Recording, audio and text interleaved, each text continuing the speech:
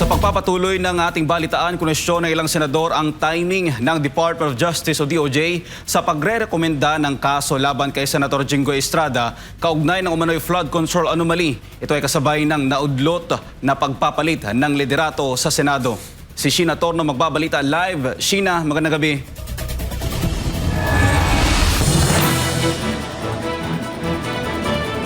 Almar, magandang gabi. Sinagot nga na ilang senador yung usapin ng umano'y pananakot para bumaliktad ng grupo.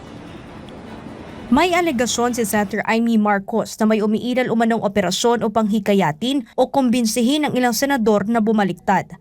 Ang mas mabigat paan niya rito ay ang umano'y kapalit na insentibo at pananakot.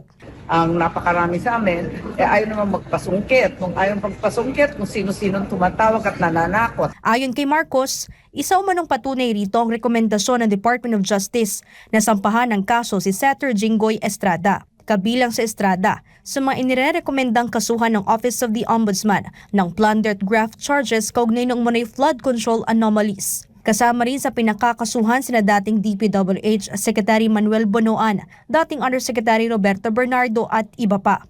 Dahil dito, umusbong ang tanong kung may kinalaman ba ang boto ng senador sa usapin ng Senate presidency sa rekomendasyon ng DOJ laban sa kanya. Recommendation ng DOJ may kinalaman kaya sa boto niya sa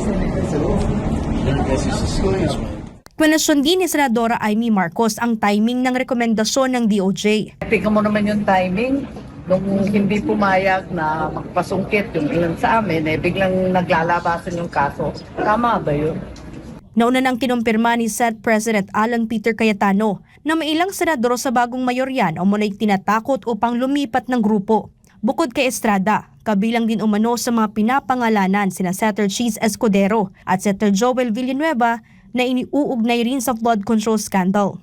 And I really believe that the events in the last few months was also intentional na ma-weaken ang Senate because bubuhayin yung constitutional change, except this time around, regional Senate ang gusto nila.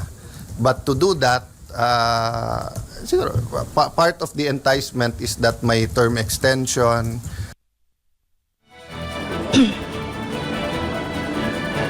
Almar, maaga nga natapos yung session dito sa Senado, no? At may ilang senador tayong nakapanayam, kabilang na nga ito si Senator Robin Padilla, si Senator Win Gatchalian at si Senator Raffy Tulfo. Kaparehong tanong din sa kanila, Almar, kung sila din ba ay kinausap para nga bumaliktad ng grupo. Sabi naman ni Senator Win Gatchalian at Senator Raffy Tulfo ay hindi sila kabilang doon sa mga kinausap para bumaliktad at mananatili daw sila sa minorya. Si Senator Robin Padilla naman, sinabi niyang kinausap siya pero ng PDP laban.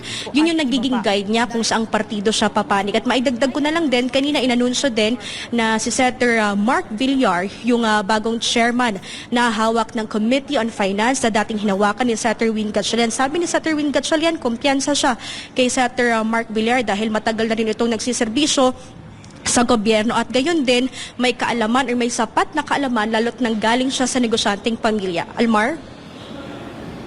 Sheena, doon sa issue na tila iniisa-isa yung mayorya, paano bang magiging proseso nito sa pagboto? Magiging buo ba yung 24 o disqualified o madi-disqualified si Senator Bato dahil nga wala siya sa Senate at magiging usap-usapan din na tila susunod si Senator Bongo at si Senator Jinggoy?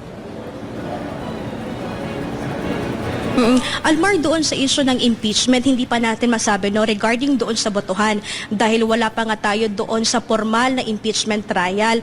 At doon naman sa usapin na susunod itong si Senator Bongo at si Senator Jinggoy Estrada. Ngayon, Almar, sa kasulukuyan si Senator Estrada ay may kinakaharap or may inirekomenda ngang kaso no laban sa kanya. Ito naman kay Senator Bongo ay hinihintay niya kung anong mangyayari pero sa ngayon wala pa siyang dagdag impormasyon regarding doon, Almar.